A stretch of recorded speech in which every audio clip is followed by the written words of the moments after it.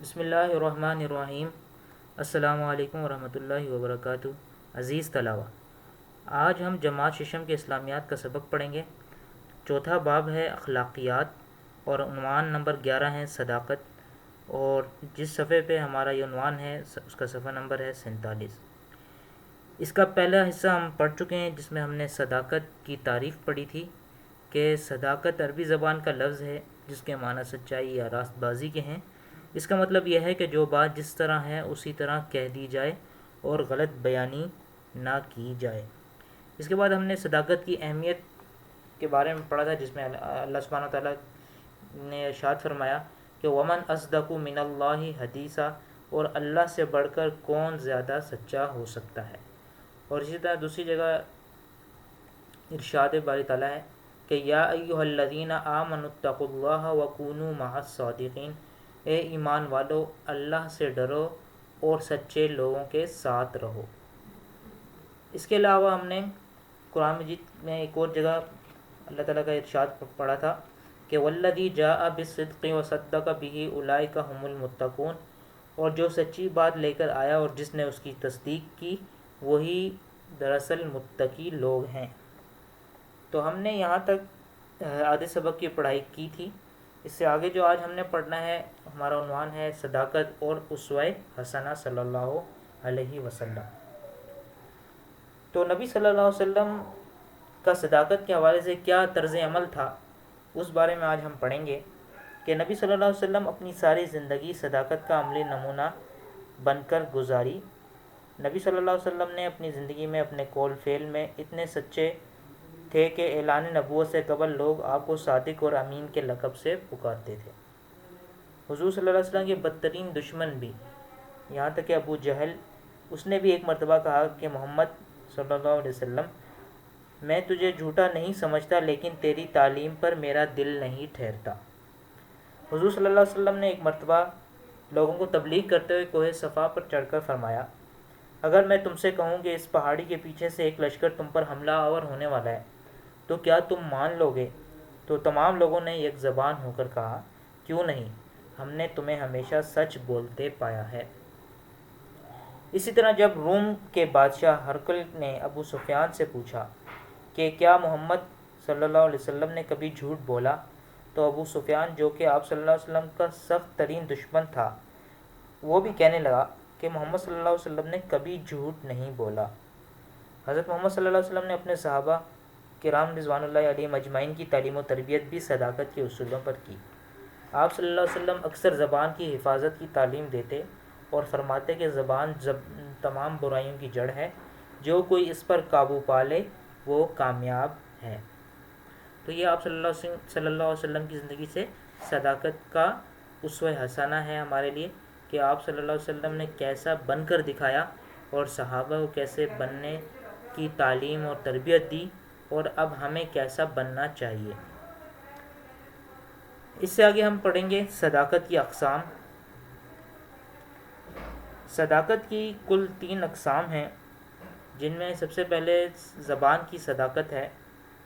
زبان کی صداقت سے کیا مراد ہے کہ سچائی، یعنی زبان سے جو بھی بات کی جائے وہ صداقت کے خلاف نہ ہو، سچ کے خلاف نہ ہو، اور وعدہ پورا کرنا، قول و قرار نبھانا، یہ سب اس میں شامل ہے۔ یہ ایمان کی بڑی نشانی ہے۔ جھوٹ دل کے نفاق کا نام ہے۔ جھوٹ جو ہے وہ دل کے نفاق کا نام، یعنی جو شخص جھوٹ بولتا ہے تو گویا وہ منافق ہے، دل سے منافق ہے، یعنی اس کے اندر ایک منافقین والی نشانی ہے۔ اور آگے ایک جگہ آپ صلی اللہ علیہ وسلم نے فرمایا منافق کی 3 نشانیاں ہیں، جب بات کرے تو جھوٹ بولے، جب وعدہ کرے تو پورا نہ کرے، اور جب امانت سونپی جائے تو اس میں خیانت کرے۔ اس کے بعد صداقت کی دوسری قسم ہے دل کی صداقت۔ دل کی صداقت سے مراد دل کی سچائی ہے، یعنی جو انسان کی زبان پر ہو وہی اس کے دل میں ہو۔ اس کی مثال ایسے ہے کہ ایک مسلمان نہ صرف زبان سے کلمہ طیبہ پڑھتا ہے بلکہ سچے دل سے اس بات کا اقرار کرتا ہے کہ صرف اللہ تعالیٰ ہی حقیقی معبود ہے اور حضور صلی اللہ علیہ وسلم اللہ کے رسول ہیں۔ مدینے میں منافق لوگ آپ صلی اللہ علیہ وسلم کی رسالت کا زبانی اقرار کرتے تھے لیکن دل سے آپ صلی اللہ علیہ وسلم کے خلاف تھے، جن کے بارے میں اللہ تعالیٰ نے ارشاد فرمایا اذا جاءك المنافقون قالوا نشهد انك لرسول الله والله يعلم انك لرسوله والله يشهد ان المنافقين لكاذبون۔ اے محمد صلی اللہ علیہ وسلم، جب منافق لوگ تمہارے پاس آتے ہیں تو کہتے ہیں ہم اقرار کرتے ہیں کہ آپ بے شک اللہ کے رسول ہیں، اور اللہ جانتا ہے کہ در حقیقت تم اس کے رسول ہو، لیکن اللہ گواہی دیتا ہے کہ یہ منافق جھوٹے ہیں۔ یعنی یہ اوپر اوپر سے زبان سے کہتے تھے کہ آپ اللہ کے رسول ہیں، لیکن دل میں کیا ہوتا تھا ان کے کہ نہیں، کہ نعوذ باللہ آپ صلی اللہ علیہ وسلم اللہ کے رسول نہیں ہیں۔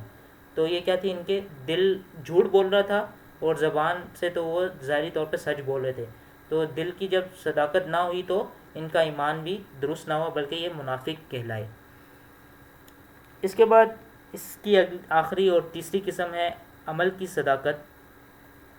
عمل کی صداقت کسے کہتے ہیں کہ اعمال اقوال کے مطابق ہوں، یعنی آپ کا ایک عمل ہے، ٹھیک ہے، وہ کیسا ہونا چاہیے، جیسی آپ بات کرتے ہیں، ٹھیک ہے، اگر آپ سچ بات کرتے ہیں تو آپ پھر عمل بھی اس پر کر کے دکھائیں گے۔ اگر سچ آپ کسی چیز کو سمجھتے ہیں، کسی بات کو درست سمجھتے ہیں تو اس کو اختیار بھی کریں، عملی طور پہ اس کو اپنائیں۔ یہ کیا ہے، عمل کی صداقت، یعنی انسان جو زبان سے کہے اس پر عمل کرے، جو نیک عمل ہو وہ دکھاوے کے لیے نہ ہو بلکہ اس کا مقصد اللہ کی رضا کا حصول ہو۔ مثلا نماز کی ادائیگی کا مقصد دکھاوا نہ ہو، خلوص دل سے نماز ادا کی جائے۔ اسی طرح روزہ، حج، جہاد اور سخاوت، ان تمام نیکیوں کا مقصد نمائش نہ ہو بلکہ اللہ تعالیٰ کی رضا ہو۔ حضور صلی اللہ علیہ وسلم نے روزے کی حقیقت کا بیان یوں فرمایا کہ جس نے روزہ رکھ کر جھوٹ بولنا اور اس پر عمل کرنا نہ چھوڑا تو اللہ کو اس کی کوئی حاجت نہیں کہ وہ کھانا پینا چھوڑ دے، اور فرمایا کتنے ہی روزے دار ایسے ہیں کہ انہیں بھوک پیاس کے سوا کچھ حاصل نہیں ہوتا۔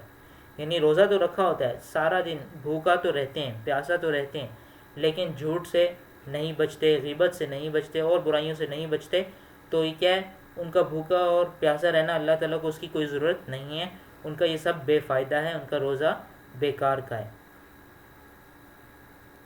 مختصر یہ کہ جو مسلمان زبان، دل اور عمل کی صداقت میں کامل ہو، یعنی زبان سے سچ بولتا ہو، دل میں بھی اس بات کو سچ جانتا ہو اور عمل بھی اس سچی بات پہ کرے، تو وہی اصل میں راست باز اور صادق ہے۔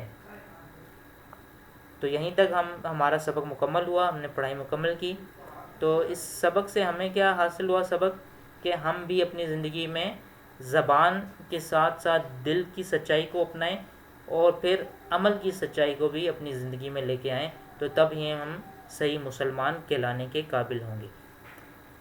اب مشقی سوالات کی طرف آتے ہیں۔ ہم پہلا سوال کر چکے ہیں، دوسرا سوال ہے درست اور غلط فکروں کی نشاندہی کرتے ہوئے مناسب جواب پر ٹک کا نشان لگائیے۔ پہلا سوال ہے ابو جہل حضور صلی اللہ علیہ وسلم کا بہترین دوست تھا، تو وہ تو دشمن تھا، لیکن دشمن ہوتے ہوئے بھی آپ صلی اللہ علیہ وسلم کی سچائی کو مانتا تھا، تو یہ کیا ہوا، یہ اس کا جواب غلط ہے، یعنی وہ دشمن تھا، دوست نہیں تھا۔ دوسرا ہے جھوٹ دل کے نفاق کا نام ہے، جھوٹ دل کے نفاق کا نام ہے، تو یہ درست ہے کہ جھوٹ دل کے نفاق کا نام ہے۔ زبان کی صداقت میں آپ یہ دیکھیں اس کا جواب موجود ہے کہ جھوٹ دل کے نفاق کا نام ہے، تو یہ بات درست ہے۔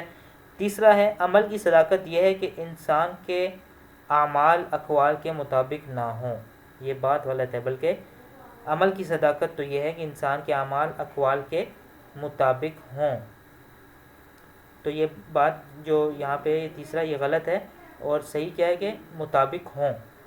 اس کے بعد ہے چوتھا روزہ رکھ کر جھوٹ بولنے میں کوئی ممانعت نہیں، تو یہ بات غلط ہے، بلکہ روزہ رکھ کر بھی جھوٹ بولنے کی ممانعت ہے اور روزہ رکھے بغیر بھی جھوٹ بولنا منع ہے، جھوٹ سے ہر صورت بچنا ضروری ہے، ٹھیک ہے، تو یہ اس پر غلط پہ نشان لگائیں گے آپ۔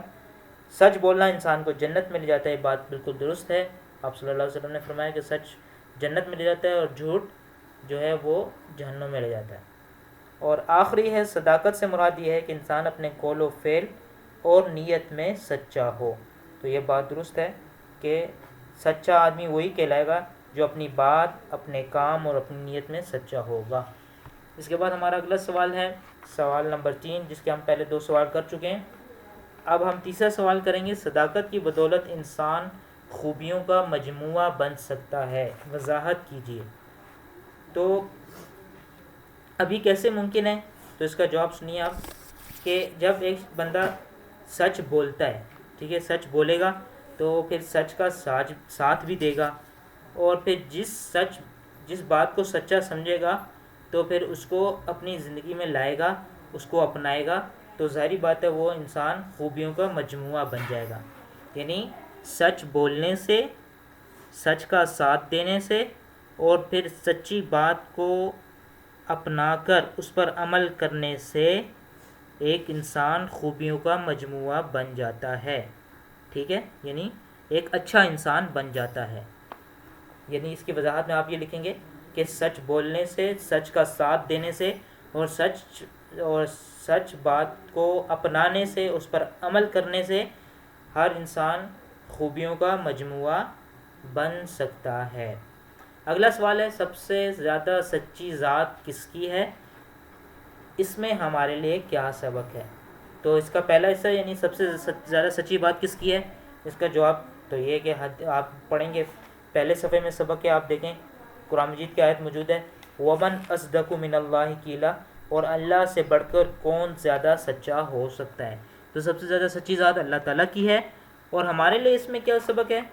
تو ہمارے لیے اس میں یہ سبق ہے کہ اگر جب ہم اللہ تعالیٰ کو اپنا خالق بھی مانتے ہیں، مالک مانتے ہیں، رب مانتے ہیں، تو ہمیں بھی چاہیے کہ ہم جو چیز اللہ تعالیٰ اختیار کیے ہوئے ہیں، جو اللہ تعالیٰ کی صفت ہے، ہم بھی اس کو اپنائیں اور ہمیشہ سچ بولیں، کیونکہ اللہ تعالیٰ سچے اور سچ بولنے والے کو پسند فرماتے ہیں، ٹھیک ہے، سچے شخص کو اور سچ بولنے والے، یعنی ایسے بندے کو جو سچ بولتا ہو اور سچ کو اللہ تعالیٰ پسند فرماتے ہیں، ٹھیک ہے۔ تو ہمارے لیے سبق ہے کہ ہم سچ کو اختیار کریں، ٹھیک ہے۔ تو آپ اس کے جواب میں کیا لکھیں گے کہ اللہ تعالیٰ ہمارے خالق اور مالک ہیں، سب سے زیادہ سچ بولنے والی ذات اللہ تعالیٰ کی ہے، اور اللہ تعالیٰ ہمارے خالق اور مالک ہیں، لہٰذا ہم بھی اپنے خالق اور مالک کی صفت کو، سچ کو اپنائیں، سچ بولیں، کیونکہ اللہ تعالیٰ سچ بولنے والوں کو پسند فرماتے ہیں۔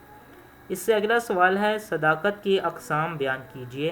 تو اس میں آپ کیا بیان کریں گے؟ صداقت کی اقسام میں صداقت کی 3 اقسام ہیں، صفحہ نمبر 49 پہ آپ دیکھیں گے۔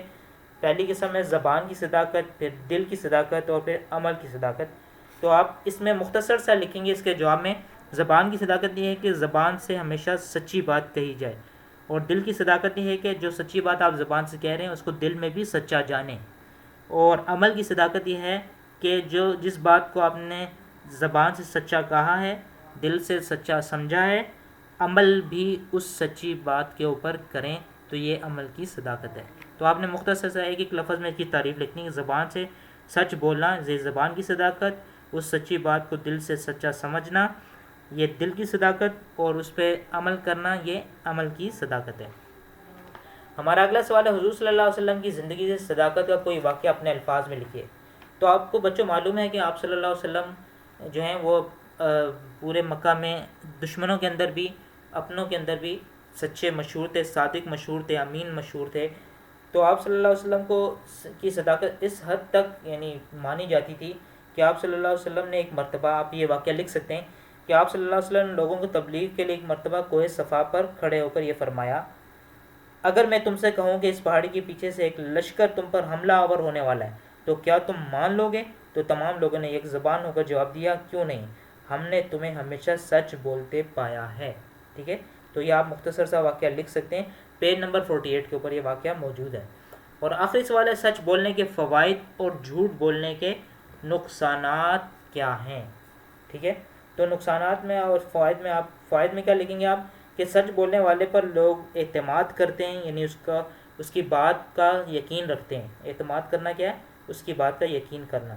اور سچ بولنے سے ترقی کی نئی نئی راہیں کھلتی ہیں، سچ بولنے سے معاشرے میں امن اور سکون قائم ہوتا ہے، اور آخری ایک سب سے بڑا فائدہ جو ہے وہ یہ کہ سچ جو ہے وہ جنت میں لے کر جاتا ہے۔ اور یہ 4 فائدے آپ نے سچ کے لکھنے ہیں، اور بھی بہت سے فائدے ہیں، لیکن آپ یہاں پر یہ 4 فائدے لکھ دیں اس کے جواب میں، اور نقصان بھی اس کے آپ 4 جھوٹ کے نقصان لکھیں۔ جھوٹ کا پہلا نقصان یہ ہے کہ لوگوں کا جھوٹ بولنے والوں پر اعتماد ختم ہو جاتا ہے، وہ اس کی بات کا یقین نہیں کرتے۔ اس کے علاوہ معاشرے میں بے سکونی اور افراتفری پیدا ہوتی ہے۔ اور تیسرا نقصان ہے نفرت اور جھگڑے، جھوٹ بولنے والے کی وجہ سے نفرت اور جھگڑے پیدا ہوتے ہیں، ٹھیک ہے، لڑائی اور جھگڑے ہوتے ہیں، نفرت پیدا ہوتی ہے اس شخص سے۔ اور آخری اور سب سے بڑا نقصان کیا ہے؟ جھوٹ جہنم میں لے کر جاتا ہے، ٹھیک ہے۔ تو یہ ہمارے سوالات کے جوابات مکمل ہوئے۔ تو اب آپ نے جو کام کرنا ہے وہ کیا ہے کہ آپ نے یہ آدھے سبق کی پڑھائی کرنی ہے، اس کے علاوہ آپ نے سوال نمبر 2 مکمل اور سوال نمبر 3 کے آخری 5 سوال کرنے ہیں۔ اور ہمارا جو عملی زندگی کے لیے ہوم ورک ہے وہ یہ ہے کہ ہم نے ہمیشہ سچ بولنا ہے، سچ کو دل سے بھی سچ جاننا ہے اور سچ پر عمل کرنا ہے۔ یہ ہمارا کیا عملی زندگی کے لیے سبق ہے، ہوم ورک ہے، اور یہ ہمیں ایک اچھا انسان، خوبیوں سے بھرا ہوا انسان بنا دے گا۔ بہت شکریہ، مجھے امید ہے کہ ہم اس پر عمل بھی کریں گے اور اپنا کام مکمل کریں گے۔ جزاک اللہ خیرا۔